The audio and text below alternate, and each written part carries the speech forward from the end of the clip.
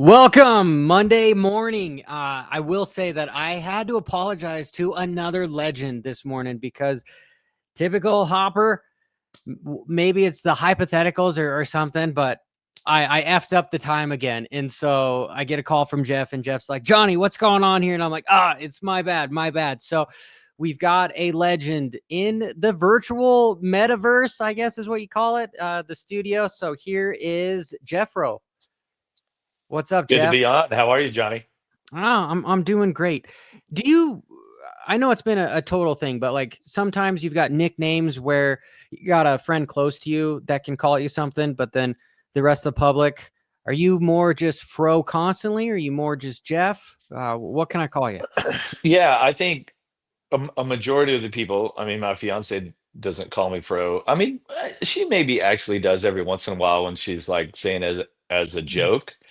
But for the most part, that nickname has just really stuck. I know it becomes a topic every now and then. Somebody wants to know about it, and it's like back in 1990, Denny Stevenson was at my house and he was doodling on a piece of paper and did this little piece of artwork that said Jeffro, and then everyone started calling me Jeffro, and then Fro and Fro Daddy and all these different iterations of it that you could make. And then I would have been with Thor Racing at the time as far as my apparel deal, and so they started putting Jeffro on the back of my pants. My butt logo became Jeffro, and there were multiple iterations. Like Shift had like a Godfather logo. It was Fro Daddy, Godfather, things like that. And yeah, it just kind of stuck. And it's like I tell everybody, I go, you don't choose your nickname chooses you.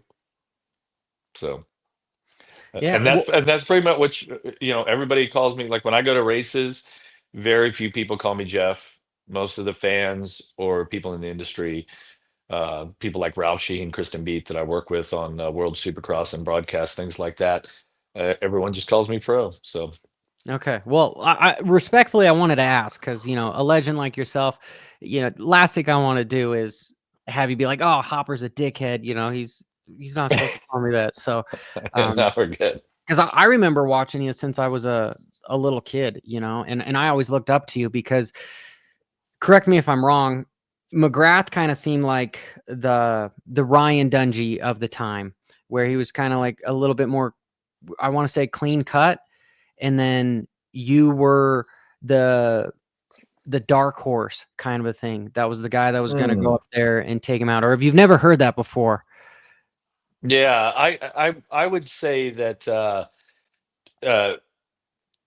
trying to compare Dungy and McGrath is not really the accurate Okay. uh, comparison, and I don't know if there actually is. I mean, it's really interesting. You get to this place in life where I'm at, and MC and I obviously had our rivalry as racers, and so I mean, at least for me, it's like you you end up knowing so much about this person that at the time you really didn't like, right? Because you're trying to beat this guy, he's winning all the Yeah. supercrosses, and that's what you want, right? So it ends up being two athletes, and there's only going to be one trophy, right? And so um and he was just so good at supercross. But saying clean cut, I don't know if uh I mean, Keep in mind, I we're was like obviously 12 years old, so yeah, maybe yeah, I yeah, didn't. yeah. So you were pretty little. So it's interesting. Jeremy and I are actually partnered on a documentary called Moto 90s. Adam Barker and Lawrence Lewis are our partner executive producers. And so we have the film's nearing its completion. Um, and the point of the film is really Jeremy and I's rivalry. And then sort of the subplots or all of the craziness that was the 90s. And so I've obviously spent a lot of time reviewing film and really looking back. And guys like us, that stuff chases us wherever we go. It's not like we ever really get away from it. Um, and yeah, so I would say that Jeremy was just as colorful and flamboyant and edgy as anyone, right? Where Dungy certainly was. who he is as a person and how he ran his professional life as a racer. Definitely, like you said, like clean cut maybe is a good way to put it, but very Yeah. like strict schedule and all that. And you look back to what was happening in the 90s, that was the craziest time in motocross, bar Yeah, none. it definitely, you guys paved the way for bigger money to come in, and it seemed like the 2000s were kind of the pinnacle of what it was, and maybe now you have guys like Degan and Jett that might be doing what you and Jeremy did back in the 90s for the sport. And looks like I was off basis with the whole Dungy thing. I considered you more of like the Degan of the time, Mm. where you'd break check and you'd come in and you were a little bit of the Well, underdog sometimes. Like the I get such a bad rap for that stuff. dude, I The loved it. I 90s, loved the it. 90s, especially the era that I grew up in, or that, our group grew up in. I mean, you want to see some dirty riding, you go to 1990 and watch what was happening with Larry Ward, Matasevich, Bradshaw, LaRocco, Kudrowski. I mean, it was gnarly, and I'm not saying it's right, but they were all, everybody was so even, and that was just kind of the era too. There was a certain sort of guidance that we got from team managers and stuff about, like hating the other rider. And I honestly, I don't know the answer because I haven't seen the Moto 90s film yet in its entirety. But I honestly feel like Jeremy came through and didn't really have that. He just said, "Oh, I'm just going to be better than everybody, and I'm just gonna do my thing." Whereas a year or two before that, there was a lot of ego that went into the writing, and they made it personal. And so, if there was one thing that I wish I could have done differently, is ridden in a way that the name on the jersey wasn't there. Like it was just a nameless obstacle, and to don't make it personal. But for sure, guys, like guys like Loracco and I mean, we were like Velcro, it was. Yeah. And they if when it comes to riding the line, and you know it's like guys expect you to move over for you, and it's like, I'm not going to move out of the fucking way. Like, sorry, and I'll take that. You have to find a way around me. If I start up front, my job is to finish up front as far as I can. you know and I know guys think that, oh, I cut over on him intentionally. Hell, there could have been times that I made a mistake and cut over. That wasn't intentional. Shit happens. And I seem to get a really bad rap for it. I guess I'll take it. But trust me, I got just as much of that from other guys as they think that I gave to them. So Well, I, it I is feel what it like is. it's a badge of honor because Jeff, that was honestly one of the things that I looked up to you, is this guy could push it when he needed to. And just like what you said, it doesn't matter if you're faster than the other guy, like it's up to them to get around you. I mean, what happened this weekend at Ironman? You had Jett Lawrence come through the pack from like 21st up to Sexton, and Sexton Yeah. straight up moved over on him a couple times and just Yeah. almost took him out, almost took his front wheel out. And then what did Jett do? Jett had to back off. I don't say that Yeah, that's he anything intentionally bad about. chose like, hey, I'm just going to back off big time. Yeah. Yeah, and that's you don't see a lot of that anymore. I think that the speeds of the bike, the conditions of the track and stuff don't really allow for that. But, when I look back to my heroes that I grew up watching in the 80s or the 70s, things like that, it just seemed like it was a different mindset, and it was acceptable. Like, I'm going to give it to you, you're going to give it to me. Some days that may be my day, other days it may be your day. But I think in general, with the tracks being as fast as they are, you don't get to see a lot of that sort of bumping and pushing and certain things. But yeah, it really was exciting, and that's a great example of the type of defense that you can ride. Now, obviously, and I don't condone cross jumping and this and that. And obviously, there's one individual in our sport that seems to be the poster guy for stuff like that. Um, and I could honestly argue the point both ways. Yes, you want to be safe, and I don't. There's certain things that certain events that I didn't agree with how he rode, but then in other places, it's like, what's wrong with that? He's fighting for his best finish. But certainly you know, you Can I want to get be you to ridden. say who You you're want talking somebody to about? ride you as you want to ride somebody as you would want them to ride you, and there is unsafe riding or there's defensive riding. And I think what you saw last week in Ironman in that first moto with Chase Sexton and Jett Lawrence was just really good defensive riding. Okay, because then the other part of that coin was like Degan catching Joe, and he ended up cutting way over on him, making the pass and basically brake checking him. And that to me seemed like more of a message rather than just covering the line because he was passing Joe. Well, and then it becomes if you're the faster guy that does it, it's acceptable. But if you're the slower guy that does it, all of a sudden you're just like, dude, you can't run the pace of this guy, so you're cutting him off or brake checking him, and that's dirty. So, I mean, I've seen it a bunch of ways, trust me, right? Being the analyst on the broadcast, that I've watched, hundreds or thousands of races as the analyst and broken down things like this.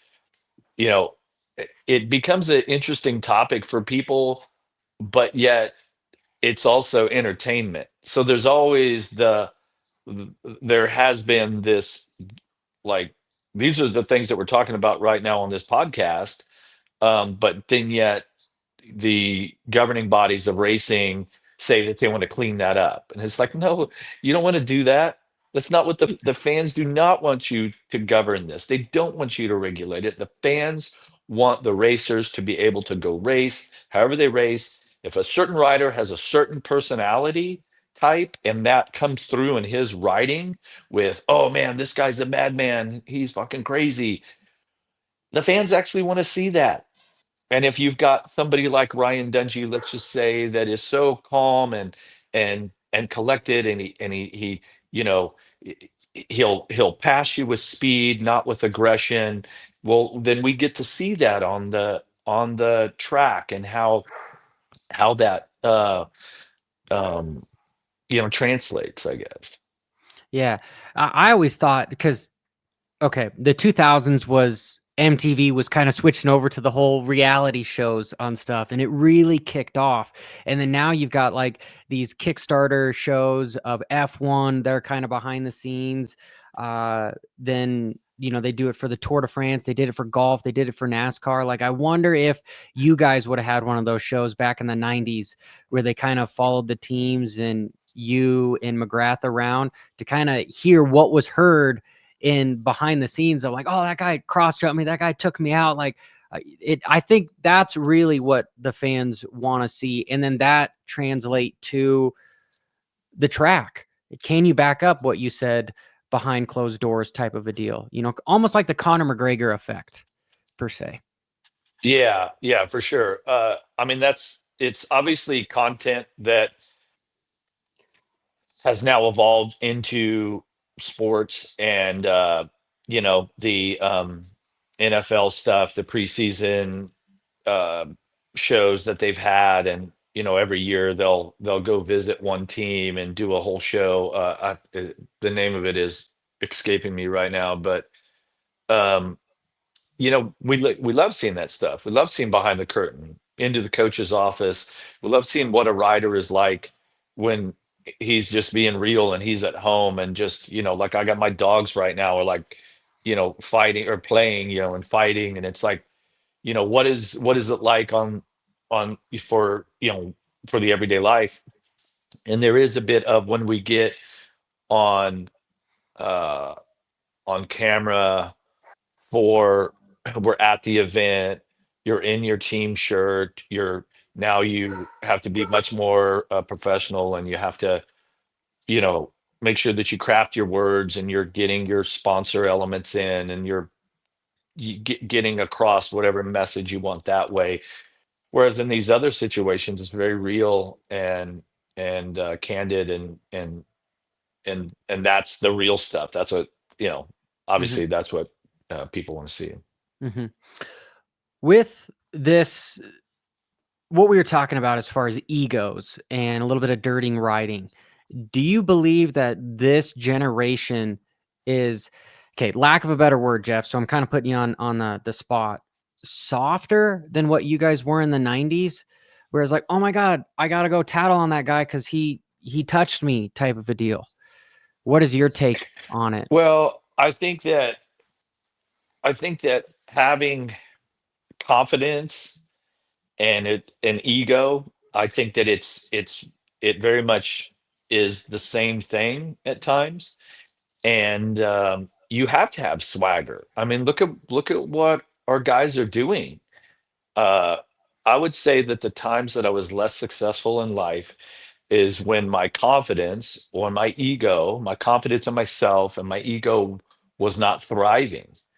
And so there's certain riders that, um, in my eh, from my analysis or being around them, they just ooze with confidence, even when it's like they're not the guy that night. You know, like Chad Reed was a guy that in Supercross. I called so many races with him. It's like, oh, Chad's off tonight, and the main event, the gate drops for the main event, and the dude had the ultimate belief in himself and had some incredible races on nights where you're like, wait, what? He was terrible all day. And that's a self confidence that a Bob Hanna, Rick Johnson, Jeremy McGrath, Chad Reed, you go on into, let's just bring it modern day with Degan, is that he believes wholeheartedly that when he gets to the race that he's the guy to beat. Like, I'm the best guy. And he rides with a lot of ego. And that's, I've known his father, Brian, since they were younger. I helped coach Brian. I think he was probably 12 or 13 years old. I was good friends with his uncle Johnny. And I mean, I can remember even when Brian was a little kid, like he probably, barely hit puberty. And he just had a certain confidence, sort of like an arrogance about him. And I see that in his son Hayden, that it's very much like this is his father's son, no doubt about it.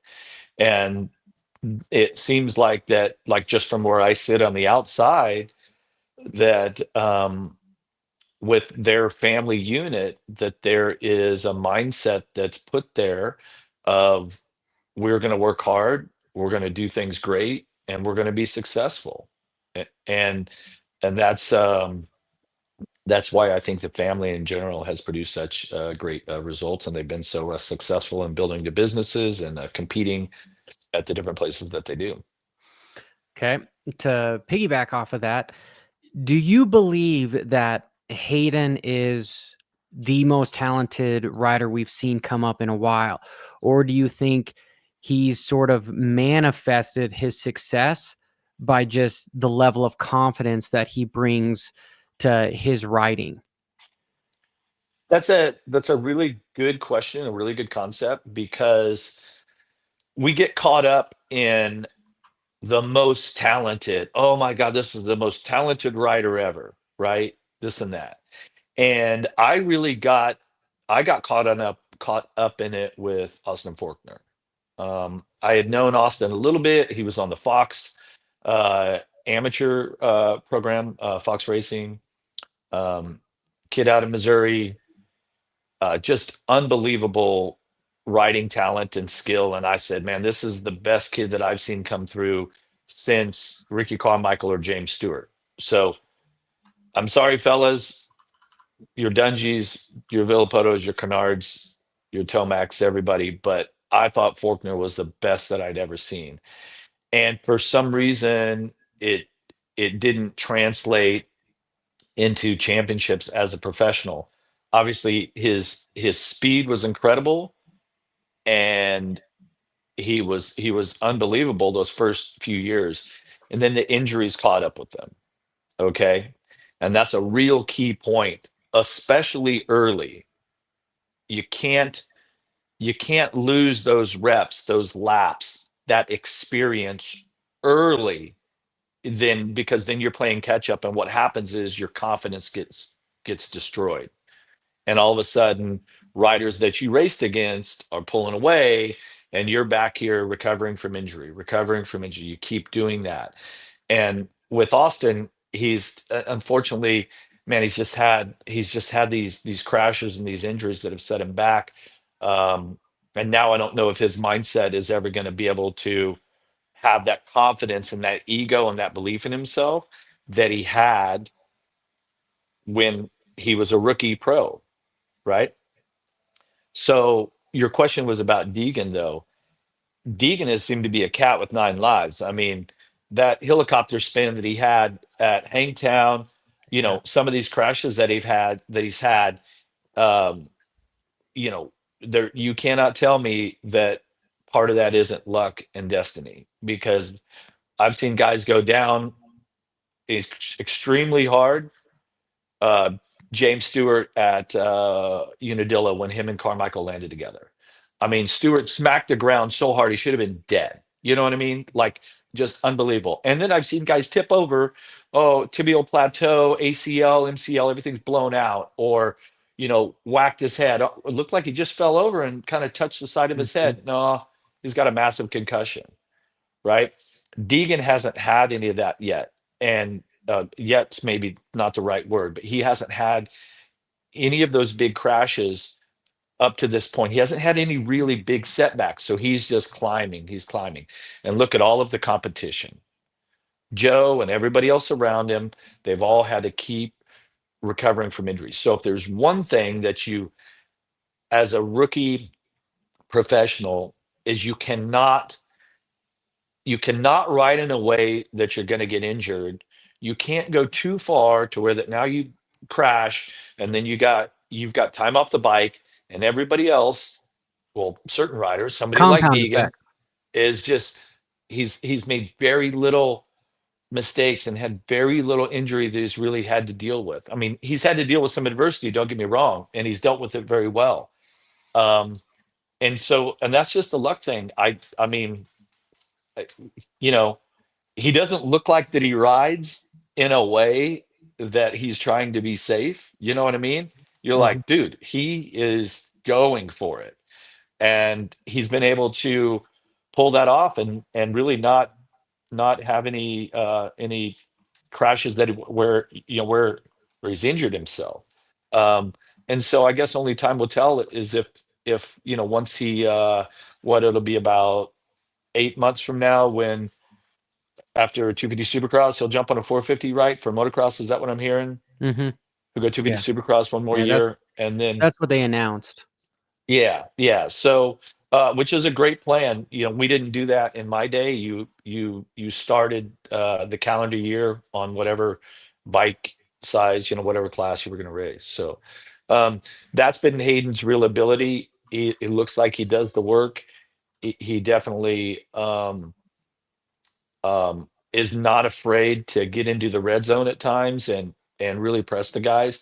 But I think where he's got everybody beat is mentally. And I know other podcasts, other people have talked about it, but you know, uh, you just look down the starting line and say, okay, who's the guy that's going to step up and challenge him for that, um, and have enough self confidence and ego in themselves to match him. It might be hard to do.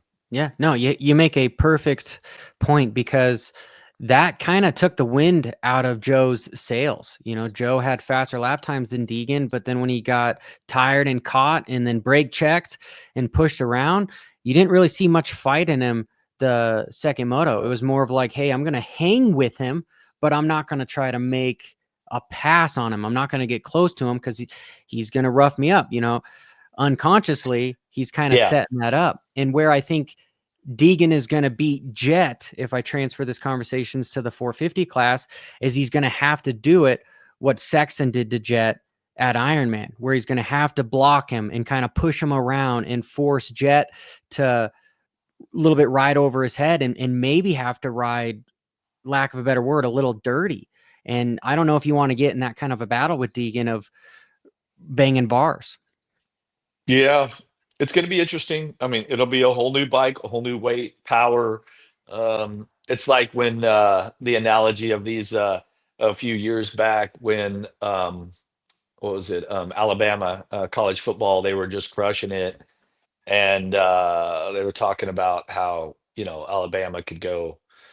Alabama could probably play against the pro team, and you got all these pro guys like, oh, okay, go ahead. You're playing against college level players, age, speed, weight, power, uh, you know, and half of your schedule is somewhat weak, you know, but then you get to the pros and it's like, oh, all of these guys are the top pros that have came through in the last 15 years, right? It's a whole different level. And so there's no doubt in my mind that the Deegan will be successful coming in, all the way through his career. Um, but now you're stepping up. This will be the final step, right? And who knows? Is he going to be like McGrath and come straight in and straight away and win? Is he going to be like Jett Lawrence where he kind of makes it look easy? I don't know. We'll see. It's going to be a when he makes the jump next summer into motocross, um, provided everyone's healthy, right? It's like this is a pretty good field right now, and that's one of the things I talked about when I did Gypsy Tales a couple weeks about where Jett Lawrence is at. It's like you know, it's not like it's a weak field. I mean, you've got multiple champions, uh, multiple multi-time champions, and sometimes he just makes it look really easy. And so that's there's something to be said for that. So is he the next guy that makes a run at 5 Supercross titles or 72 Supercross wins? I mean, we're still a little early, but he's off to a great start.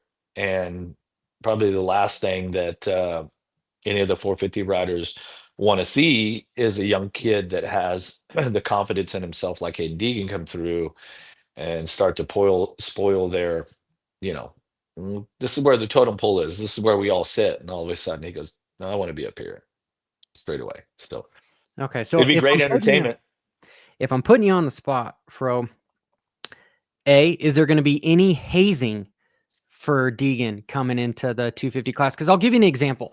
I was at the Denver Supercross when he took out his teammate Cole Davies, and Mm. I was in the middle of the track, and I Is that saw what you it in called it. it?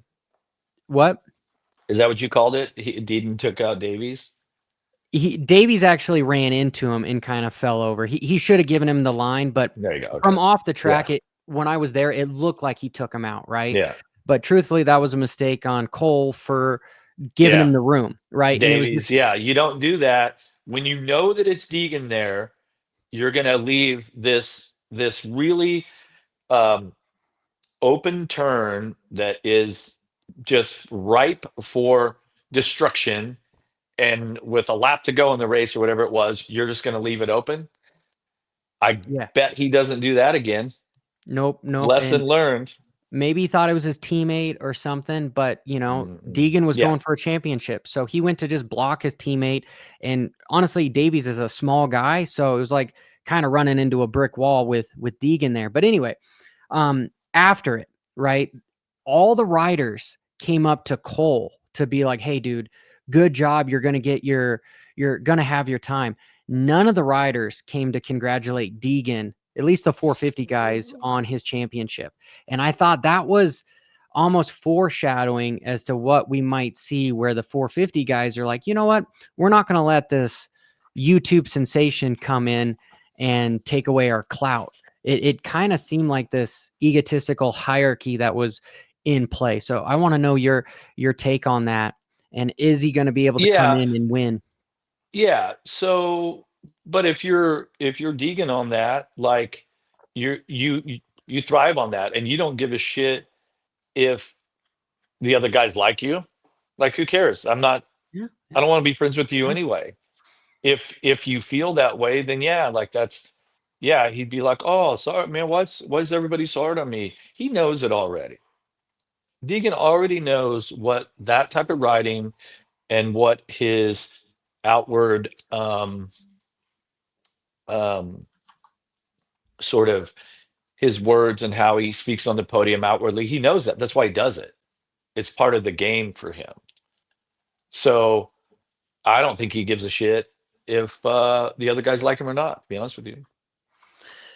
So you don't think there's going to be any hazing in the 450 class? Because I know Roxon, he said it on JB's with AC's show. Roxon was straight up like, yeah, no, we're not going to let this guy just come up here and try to push us around. Yeah, I think that's going to be great entertainment because these guys they're not going to want to let him by. And so are they going to ride, up the intensity 15%, be a little more defensive, ride him a little harder?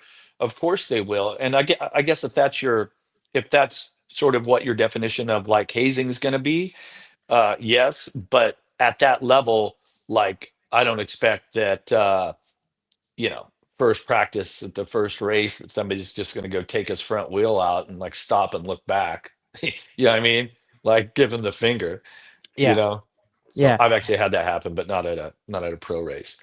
Um, but I've had it happen too. So yeah, yeah.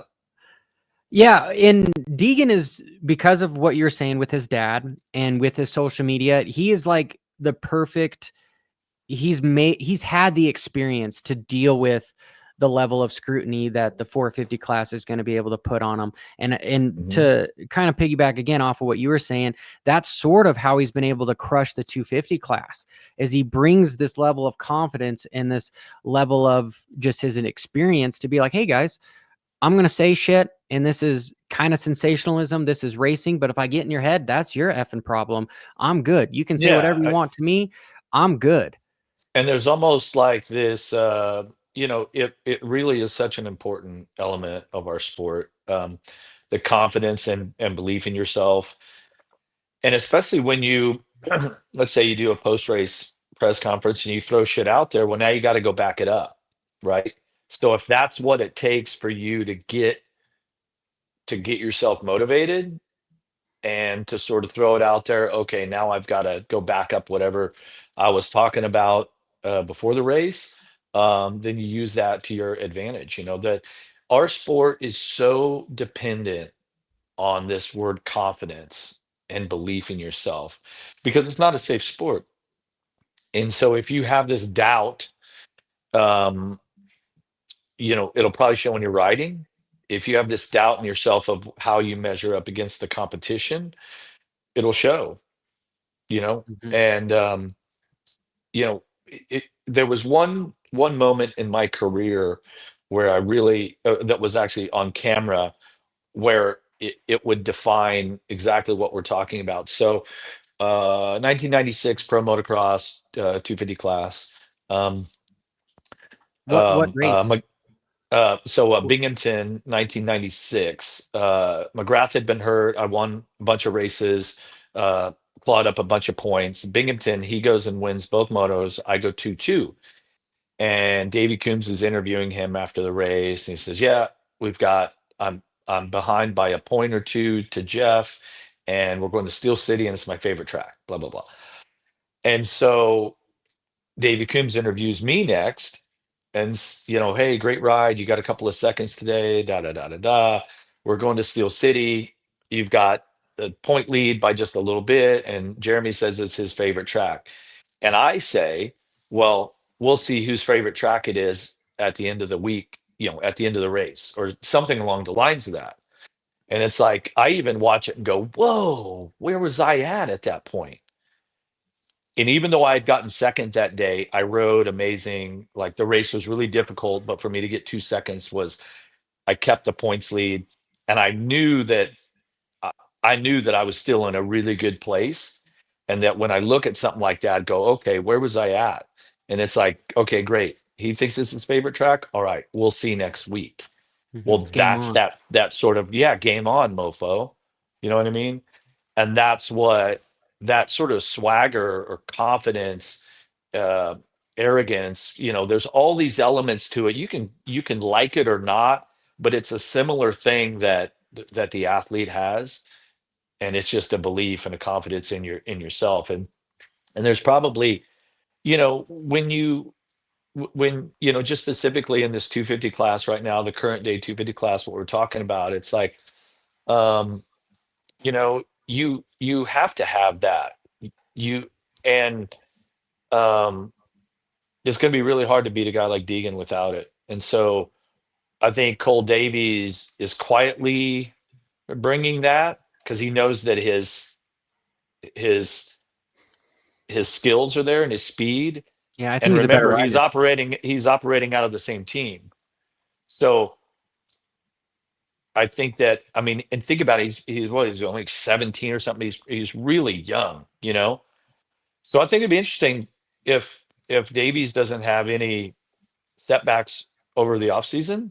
Uh, they're going to match up at a couple East-West races, even if they ride different championships, or maybe they ride the same championship again, and then we see him Dude, for that'd be yeah. for half of the championships. Um, and so Cole seems to be the kid. And if you watch him when he came off of the track for those at some of those races, like you could tell, like he knew that, hey, I made a mistake, but he just had a different look in his face, like, okay, notes taken, I fucked up, but I ain't gonna do that again. Whereas other riders that come off and you just kind of see it, or maybe you hear it in their podium interview.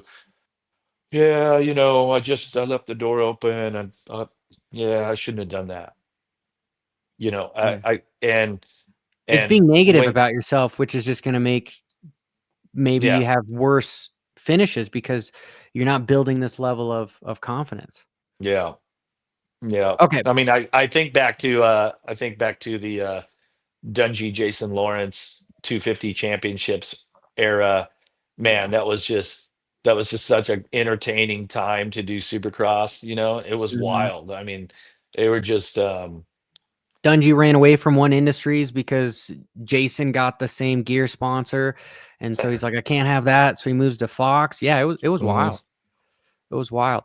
Do you yeah. think with Star Yamaha, I mean, I kind of believe that they're going to have Degan on one coast and then Davies on the other because they think those guys are going to be able to win. But let's just say they got to pick their coast. Do you think Degan would try to pick a coast that Cole is not on? Because my opinion is strategy wise, yes, because in a straight up 1-to-1, I think Cole is faster as long as he has a Oh. clean track. I don't know if I'm ready to say that Davies is faster in a full main event. I think Deegan's still the guy to beat. Okay. I mean, yeah, I guess on paper, if you're Bobby and the guys, you're going to say, okay, let's spread our resources um, as wisely as we can, and certainly splitting up those two teammates would be a good idea. Okay. Fair, fair, fair Yeah. answer. Small transition 450 class, Hunter Lawrence. Okay. We've been talking a lot about confidence, and he finally won his first race, but it almost seems like an asterisk behind it because his teammate, his brother, was docked an entire lap. And without that, Jett would have gotten the overall. Yeah. How do you Yeah. feel? Should Hunter be on a different team to try to get a leg up on his brother as far as strategy wise, or Oh. what is Hunter lacking to win more races? Well, what is he lacking? I guess there's obviously something there. The problem is that his brother, his little brother, happens to be one of these generational athletes that um, he makes it look easy at times. And there's always been sort of a roller coaster of like talent, hard work, talent. One guy comes through and he outworks everybody, and then somebody comes through and kind of looks like, yeah, they're doing the work. Don't get me wrong, they're not, but then they just kind of do it easier. And then this guy tries to work harder, but he can't work any harder. He's at the max work level. And then some guy comes through and does a little bit easier. And it's just, there's just these generations where this just kind of comes this way, and then here comes another one, here comes another one. And you, that's. I was thinking about it this morning, because I just had a feeling that you were going to ask this question, but that's just how it's been throughout out the the decades of our sport. And why is that? I don't know. Getting back to your with Hunter, um, he's got to on a daily basis like deal with what all the other writers have to deal with. We're kind of talking about like Degan and sort of his confidence and outward confidence, and the other writers have to sort of match that. Well, at least if you're Cooper Webb and Eli Tomac and guys on the other teams, you don't have to deal with it every time you get on the track. I mean, Hunter is absolutely amazing. The problem is right Mhm. now, Jett just he's got that notch on everyone, right? And so um, it would be a really difficult place to be in, I think, that because he's doing the same work, he's riding the same tracks, he's on the same program, and Jet just seems to just have that little bit of extra confidence or talent, whatever you want to say. But I mean, he's got to be really proud of himself for finally winning an overall. I think on the broadcast yesterday, didn't they say that he had like 10 second 10, place. Yeah. 10 second. Yeah, you get caught into that and you start to believe that you're only as good as second. Yeah, he had to work for it yesterday and he got a little bit lucky, but sometimes that's all it takes. So, I was kind of too young to put it together, but between you versus McGrath, did you have to outwork him to beat him? Or what was your strategy to beat Jeremy?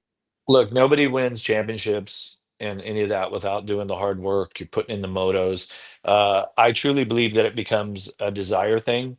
And I think that here in the last 10 years, there is one athlete to me that it just outpaces everybody when he's absolutely focused, desire, and determination. And that's Cooper Webb.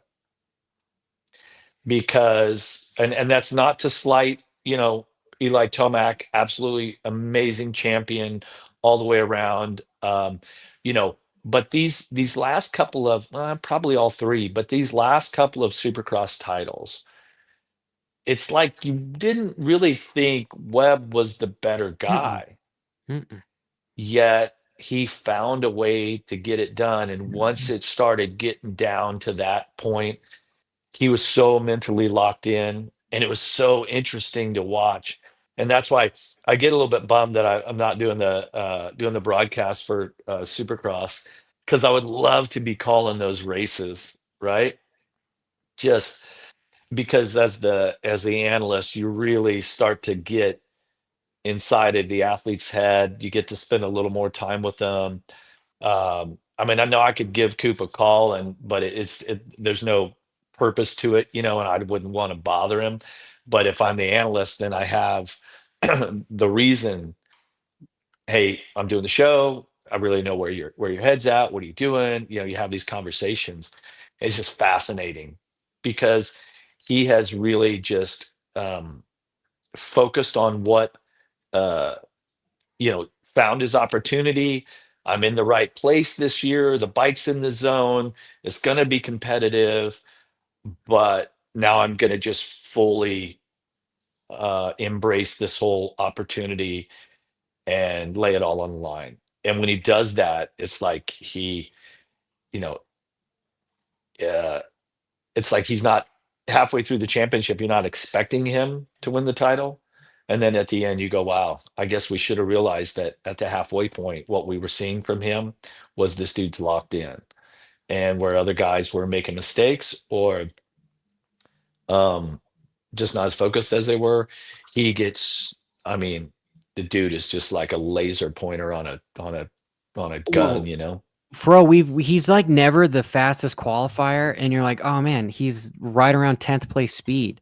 But then he's like, I don't have to lead every lap. I just have to lead the last lap. And Yeah. somehow he comes up and does it. And I forget what mud race it was in Supercross, but he was sitting like eighth place on like the final lap, and he passed Roxon, he passed all the factory guys, he passed Sexton for a third, like on the last lap in the mud, and it was just like, how did that happen? It was like Was manifest.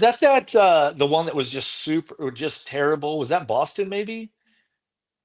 Foxborough, I I mean, where it was just a total quagmire. Like Oh like they yeah, they were bladed just the rolling track all and over the just place. Yeah. yeah, yeah, yeah. Yeah, one of those things. Like mud races are interesting because they put so much pressure on you, and it takes everybody out of their element. Nobody wants to. I had some mud races in my day where I just accepted the fact and like embraced the situation. And there's a lot of opportunity to be had if someone has the right frame of mind. Yep. And they go in there and look at this situation as an opportunity, as opposed to, oh man, there's so much that can go wrong, and all of this. And so yeah, even with a lap to go, he didn't give up on what his goals were, right? Didn't Mhm. make any excuses. And granted, he didn't win the race that night, but um he he executed the race with just some serious intent and determination. Yeah, he was able to capitalize on things like that, Yeah. where Sexton went the opposite direction, where he had the ability to capitalize on a good ride, and then he fumbled. You know, Mhm. it was just kind of the difference between the two. Small sidebar: how many races when you were racing professionally, motocross and supercross, did you have in a season? And I kind of want your input on guys like AP right now, where it looks like they just get tired, you know? And Hunter said it at Ironman too. He was like, dude, at the end of the moto, I got tired, you know? And it's like this level of fatigue has to stack when you have 33 races with on a weekend, two motos that are 30 minutes. Like the amount of just, I say, Mhm. volume and intensity that is put on the body. How are you supposed to stay peaking for three-fourths of the year? It seems Yeah. unfathomable. So I guess in the mid 90s, I would say that we had was when we bumped it up to 15 supercrosses, 11 or 12 pro motocrosses. Um, I know it kind of moved around, or they were adding races to it. So It was pretty close. um, yeah, no, I mean, a couple races off.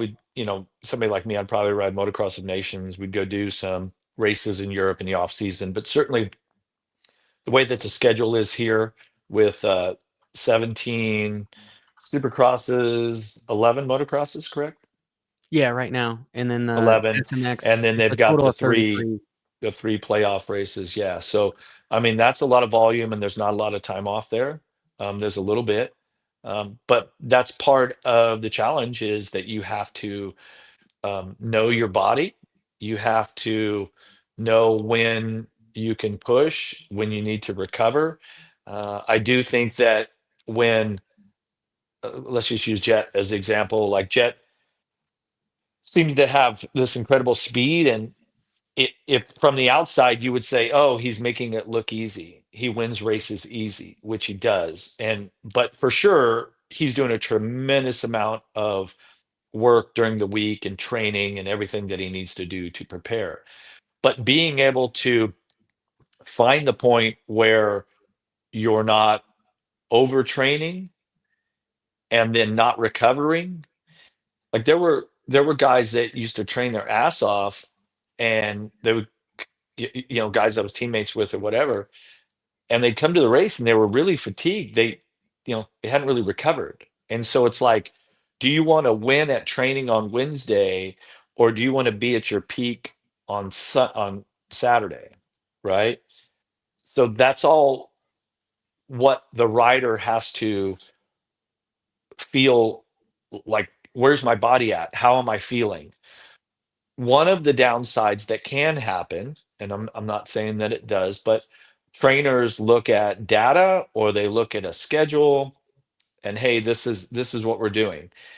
And if you wake up on Monday, let's say, and you say, man, I really haven't recovered from the race, and the trainer's like, hey, you're being lazy, you just don't want to do the work. Come on, let's go do the work. So you go out, and, you're doing whatever it is, you're cycling or you're riding. You're like, man, I'm just not really recovering. And then you start to get into that overtraining mode. And so a great trainer has the ability to read that data from blood work or just from his athlete, right? Oh man, he's looking a little fatigued. I know I need to push him, but I also can't push him too hard right now because we still have, 6 races left this this season, right? You can't burn him out. Hmm. So a lot of these trainers get paid a shit ton of money to know the difference between that. And I know that there's been situations with individuals that I've talked to where the trainer just pushed them too hard and they just couldn't recover. So then they just get into this like overtraining scenario, Yeah. And And then once you're behind, it's hard to, it's like yeah, your cell phone battery is at 80%, and then you're trying to expect it to charge all the way past to 100. But if you keep yeah, going 80, then the next day's at 75, then 60, you yeah, know, yeah, it's yeah, kind of a big deal. yeah. Okay. Here, I want to know your opinion on what happened with Sexton and his front wheel. Oh, I wish I knew. It's fascinating. Absolutely fascinating.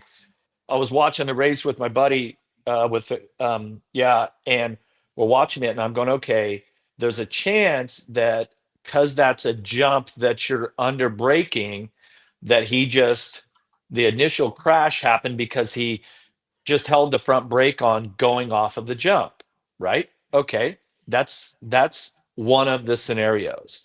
But then he gets up and yeah, he gets up and throws the thing away right now. And then he tries to ride it again, and it's obviously locking up on him.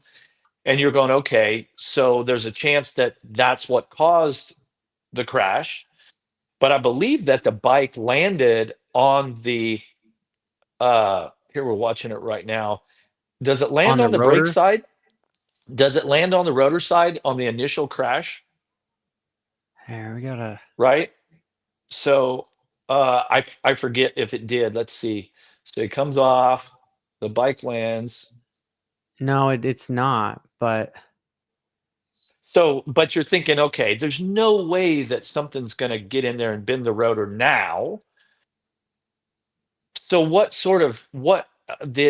I mean, did the front brake overheat? Like, it's like, no, that's not going to happen. Like, when does that ever happen? So it's got a rotor cover on it.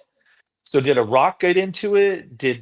You know, yeah, you I'm make not a good point. sure. There's a rotor cover on it because factory KTM, they said that debris was in the brake, and they said it was packed with mud. And I'm going, with the level of speed that they're at, you would just push through the mud. Yeah. How would that would make it to where Yeah, you didn't have it's brakes? fascinating. I wish that I knew, and I don't. Like I said about like calling the teams and this and that. I mean, I don't work on the shows. I have no reason to call and bother the people and pry into their business. But it was just absolutely fascinating. I will say, I mean, I've been in a position with this where you've had a bike fail or something go wrong. But man, Sexton just dropping the bike and walking off. I mean, it looks bad, but I understand. You know what I mean? Like you're just like, fuck. There goes an overall. Pick up some points. Jett has a bad race. You're gonna make up some points, and this thing happened. And like I said, we don't exactly know when the front brake started um, malfunctioning. If I it mean, did yeah. Well, it was obviously malfunctioning when he picked the bike up after the after the crash. crash, It looked correct? like it caused the crash. Yeah, I'm not saying. Yeah. Uh, it's man, it's just and it's when things are just you think, okay, man, I got it. I'm gonna win the overall today. I'm gonna pick up a good amount of points, and something like that happens. He was just like, I'm just drops the bike and goes, which is a bad look. But man, he was pissed. Oh man, Yeah, yeah. yeah. Um, okay, and then Odd thing though, this. right? Like, what's man? Yeah, wild, wild. Yeah. So, Fro, did you ever hit the gate over? to where it flopped over the front. And did you ever get a penalty? Have you ever seen a penalty like this happen where you get a rider that's docked a full lap? Yeah, I don't remember any of the gates ever having the ability to go all the way over. I always felt like that there was a stop to it somehow. Um, I'll be honest, I did not know that that was the rule. I watched it. I heard that he got docked. They showed a bunch of replays of it, and I said, okay, I can see that he did go a split second before the gate went, after he knocked the gate over, and then he went a split second before the gate went. So I get, and then what Mike Pelletier, how he explained the rule, I said, okay, I get that. So then me and my buddies, we were talking about it afterwards. We're drinking some beers, talking about the race. And it's like, okay, let's role play this of why the rule is in the place in where, why the rule's there in the first place. Okay, let's say that the board goes sideways, you hit the gas, knock the gate forward, and go. Okay. And you go, Competitive that advantage. takes you 2 seconds. The gate still hasn't dropped for 3 more seconds.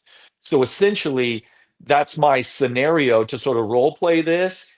Only problem is this all happened in about a second and a half, probably, but the same advantage that you would have if you board goes sideways, you knock the gate forward and you go. That's the same reason why, even though the situation with Jett, it was much, much tighter to the actual gate drop. That's why the rule's in place. To me, it seems like a lap uh, penalty is pretty harsh. That's why they don't want you jumping the gate. But you got to remember, Johnny, in our day, we'd go to some pro motocross races where, like, you would line up at the ends of the gate because maybe the first gate was only like 8 inches off the ground. Now the way they Wow. make the gates, like the outside gate is the same height as the center, right? They didn't build them quite as structurally sound as what they do now, right? But Yeah. uh yeah, in our day there was, yeah, we So that was certainly like a in some, strategy that you were going is like, hey, uh, I know it's a further distance, but this gate is barely off the ground, so it's going to hit first. the two gates by the starter box are probably spec. And then as you go, and every motocross racer that's out there watching this Yeah. has been to a track where the gate's old and it's bent up and one gate's high and one gate's low. And you strategically want to choose a gate that's lower because it takes less time for it to get to the ground, even if it's a split second, or if the outsides of the gates kind of, sag a little. Yeah. So Yeah. Yeah. Just another little bit of strategy that is back when you were racing as a the baddest dude on a dirt bike at the time. Um, and I'm super pissed about the metal gates. I think it takes away. We're leaning more on technology the metal than starting pads. yes, we're leaning Yeah. more on technology and the CDI box and ignition and mapping and all that rather than rider feel and in talent, because half the battle is picking a good rut that's in front behind the gate. And now What you just made your have to worry gate about the pick one. even more important? So it took that element out. I get where the racing organizations say we want to make it a level playing field. We did have the argument, I think it was with Jace on Gypsy, where the data shows that now, as opposed to when it was dirt behind the gate, that was a new element, how you, or a different element, how you prep the gate of, and what you did with that, uh, determine, was part of how good or bad you would start. And that now there are more riders coming into the first turn, more even, right? Mhm. And that the first and the last are not separated as much as they would have been because of the element of the starting pad being the same and fair. So everybody gets out somewhat even, and now there are more riders going into the first turn at one time. That I could conceptually, I could say that definitely helps. But is that more dangerous when you have 40 guys? Like, did you see the Yeah, crash that happened at the Australian motocross? It was like I forget what round it yeah, was. But yeah, like Queens. yeah, Anyway, yeah, yeah, yeah, yeah. They I'm locked bars digressing. and went down hard. I've been there before. We've all been there. That Yeah, yeah. doesn't. That doesn't. That. That. I mean, conceptually, yes, you could say that if the dirt spots were different, that maybe the pack would be sorted. But that's going to happen no matter where you're at. Well, Guys my are just point bar to is, bar. okay, not that I'm trying to sound like a liberal because I don't. Yeah, as far as like everybody's got to be safe, but the metal gate is making it to where there's less differentiation between riders into the first turn. So they're so close. And then you've got the freaking scoop tire. And then you've got these motorcycles that make so much horsepower. Then you have them pushed down all the way to the floor where they're just shooting off like jet engines. So the speed is Yeah, increased and they're close together. Of course, the crashes, I mean, we all know that there's going to be crashes around the first turn, but these yeah. crashes are going to be faster and potentially more intense because of the lack of separation. That's kind of my argument as to why I hate the the metal gate. That and then also just the sheer fact that it takes away some of the strategy from the guys that qualify first or win the first moto. Yeah. It's yeah, yeah, it's like, well, if everybody's going to run a whole shot device, then why even have it at all? Type of thing, because then the playing field's leveled. So just say no, we're not using that. I mean, but Mhm. then again, you're denying the technology, Innovation, yeah, and which is a problem. the Yeah. innovation that's there. Um, the scoop tire thing is a um, really popular Debate. topic right now. Yeah. Debate's a good way to put it. I actually just did a video for MX Locker, where I went out to Fox Raceway and rode with a knobby tire, and then rode with the scoop or the paddle or whatever you want to, however you want to call it. Um, and kind of talked about the differences between the two. It seems to be really popular, on a popular debate on the professional side of things. And um, um, but if it's there, it's like the teams are going to take advantage of it. My biggest thing is them using that style of tire in Supercross because it tears the track up so much. I mean, I run the Pirelli MX32, the soft and the mid soft, and the the scoop, the MX32 soft, is absolutely amazing. Like, dude, it's badass, especially when it's muddy or sandy. It's like it just gets up on top and goes. Like it's a pretty big difference. But if I'm the organizers of Supercross or World Supercross, I'm gonna say that if it's a mud race, I would allow it. But if it's just a regular race, just throw it out there. Say, look, we're going to put a rule in. We're going to determine whether or not you need it. You could say that in a mud race, that if nobody had it, well, then that's a level playing field. You could argue that it's sand or mud, that it's better performance and safety or whatever. Great, but just make it like Formula One and NASCAR. Like, they've got all these weird wacko rules and things that they make the teams adhere to, Mhm. and and then they just have to follow it. But the problem is that, especially when you have a 450 with the scoop style tire like the MX32 soft Pirelli, is that it just tears the track up so much. Mhm. And the track builders have a hard enough time keeping the track together as it is. I mean, then you add a tire like this on top of it, when it's soft, and the track's just gone, because everybody's going to use it because it's so much better off the start, you know? Yeah. So, Yeah, like talking with some of the road race guys from Moto America, they've got like a tire rule where it's like, hey, this is the only tire you can run. You show up and they say, this track is this is what you're running. Okay. And then also you only have 3 sets of tires.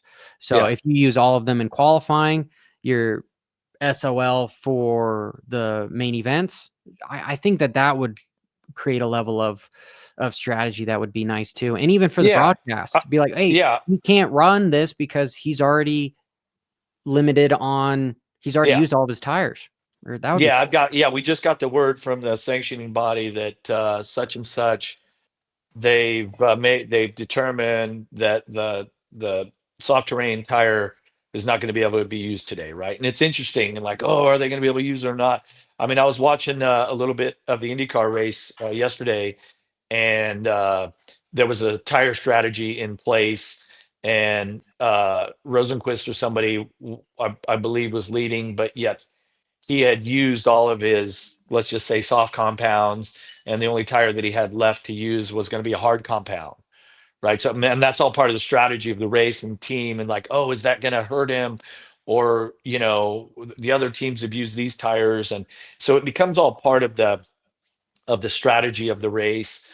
I know it's not a direct comparison to what we Yeah, do, but but it's just close. It's in close. general, having the organization make a call that, hey, you can use this or not. And we don't really have that in our sport, right? Yeah, 100%. Well, Fro, I told you I was only going to take an hour of your time. We're already about a minute and Yeah, 6, and not a problem. I'd love to keep picking your brain, and hopefully I can have you back on the show at some point. But dude, it's been a pleasure to talk to you. And I see that you have some German Shepherds behind you, or Yeah, I just got my one. two dogs. Sorry, our little puppy just spilled her water bowl. She just dumped it out. I got my big guy Butters, and the little one is Honey. So we got Honey Butters, and they've been sitting here playing and barking and biting each other and growling. So hopefully it didn't come across too loud on the No, no, show. no, no, no, no, no, no. Um, are we going to see you do any Loretta again or World Vets? Do you have any of those plans? What's up Yeah, next yeah, I for Fro? guess that's, I don't know. I did an area qualifier this year for, for a Loretta's. I decided not to do the regional. Um, Mike Brown, one of my competitors, he gets hurt just for the regional. Um, and I've been having so much fun riding lately. I'm a guide and a coach on the Alive Worldwide motorcycle tour. And I've just really been enjoying off-road riding and adventure riding, and I still like riding motocross. And obviously, I do a lot of marketing stuff with the products I make, whether it's the grips through ODI, the new lever stuff that I have with ASV, and the certainly all the products that I endorse, or whether it's Viral Goggles, Slacker, MX Locker, We Big Moto, Rhino Power. I mean, so still pretty active in that type of thing, and I ride moto there, and I still really enjoy it. But I don't know if at this age, if I uh, just have the desire to go out and just pound motos and start to up that risk level each day that I'm on the bike. You know, it just feels like that, like, yeah, maybe that time is finally passed. And I thought when I rode my last moto at Loretta's in the mud in 2023, I thought I might have left it all on the table then, and then I decided I wanted to race again. Um, and people will never understand, but it's like, my eyesight isn't quite what it was, and so it's like it's just a risk reward thing, and I still enjoy it. But when you go race, it's a totally different level. It's a totally different thing, Hmm. right? I love riding moto. I love getting on my bike. I mean, and that's why I just said I did some video stuff couple weeks ago with Tyler Buckingham for MX Locker. We do like some product comparisons and things like that. And man, I had so much fun riding, but I wasn't having to race either. So actually, we just did a video where I took my Asterisk knee brace and then a set of Pastrana knee pads, and we did a comparison. So I wear knee pads when I ride off road, but I still like my braces when I ride moto. Why So is I that? encourage Why is that? everybody to watch that. Uh, um, yeah, so that's what I talked about on the video was basically, I like, Rhino. I watched your video from Rhino on that. and Rhino has obviously some very strong opinions. Mhm. Like, I mean, he's not on the fence about anything. It is one way or the other. And I've been wearing knee braces since 1988 when Jim Castillo first invented the CTI knee brace. I have been with that company or the evolution of that company ever since. Mike Byer from Asterisk is a dear friend of mine, and that's the braces I wear. And I like having the protection. Um, I think that more so than anything, I like having the impact protection, is what I meant to say. Having the structure around my knee. I think Rhino makes valid points when he talks about like the letting your body work naturally and build naturally and all that. But when it comes to riding moto, I like having the structure around my knee, just if it was just purely for like impact protection. And I myself was wearing an asterisk brace that had laces on it, and I made a mistake, was out riding in Ocotillo, and I had the brace really loose. Like I was getting a little bit sloppy with how I Strapping it wore the down. brace. Yeah. It wasn't really tight side to side. My knee wasn't really secure in there, and I had the laces loose, and I crashed and I did an ACL. So yes, Mhm. it's true you can hurt your knee, but there's been other times that now I certainly wear my brace as it's meant to be worn, and that's a really important thing. And you guys talked about the neck brace. It's like it's hard to know, you know, but with the knee brace, I look at it purely not structural protection. I look at it for impact protection, whether it's the handlebar hitting you on the leg, or you crash and you land on something, or another rider hits you in the side of the leg, things like that. I'm going Yeah, with the brace. that's an interesting point that you said about just impact protection. Dude, it's been like 2 months since I've ridden, and so this yesterday I did 3 30-minute motos, and I had my knee braces right there, and I was like, shit, I just talked to Rhino about not fucking having these things, and I'm like, damn it, I want to wear them. So I put them on, and just like for me, it's to squeeze the bike a little bit more because they're thicker. So it's easier to squeeze Yeah. the motorcycle. I don't And know if I felt any, like, you still got something in there. It's not like it's your knee right on the shrouds and the tank and all that stuff. So yeah. yeah, I didn't feel Well, like I lost any touch to the bike or anything like that. It wasn't a deal. yeah. And you make a good point with the handlebars hitting you on the top of that, because I know we've all hit our patella on the handlebar, and if you don't have like a brace or something there, that shit hurts. But Yeah, Fro, I'm gonna let you go. I could sounds keep good. I talking to you for appreciate a it. Yeah, we while. can keep So going. yeah. Hey, again, man, I appreciate it, and sorry about the time mess up. No So problem. that's on me. All right, No guys. problem. Well, I Hey, appreciate everybody listening.